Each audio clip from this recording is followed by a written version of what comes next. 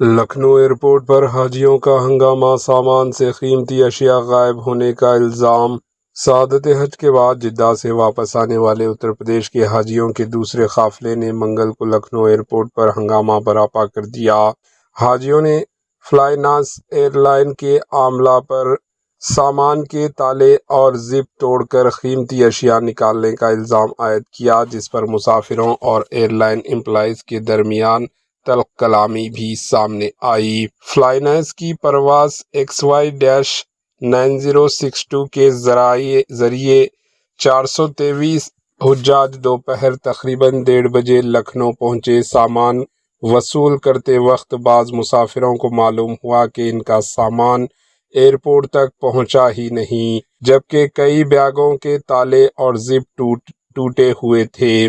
متاثرہ حاجیوں نے عطر، گھڑیاں، نقاب، برقع، حجاب، جائے نماز اور بچوں کے کھلونے سمیت دیگر قیمتی اشیاء غائب ہونے کی شکایت کی۔ ایک مسافر نے تو اپنے دونوں بیگ لاپتہ ہونے کا دعویٰ کیا۔ برہم حاجیوں نے ایئر لائن کے کاؤنٹر پر پروٹیسٹ کیا اور واقعے کی ویڈیو سوشل میڈیا پر وائرل کر دی۔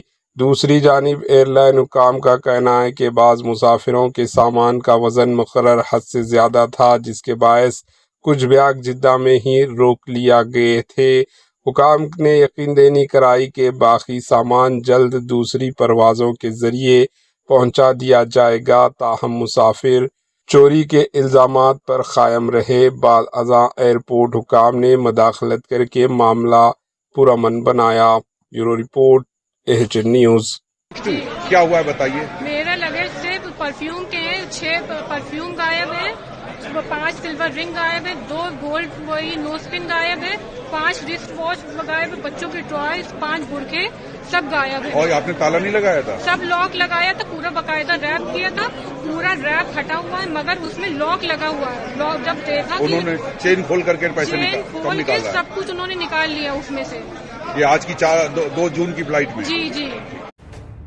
AHN نیوز کے YouTube چینل کو سبسکرائب کریں اور بیل آئیکن کو دبانا نہ بھولیں تاکہ آپ کو ہر نئی آنے والی ویڈیو کا نوٹیفیکیشن بر وقت مل سکے۔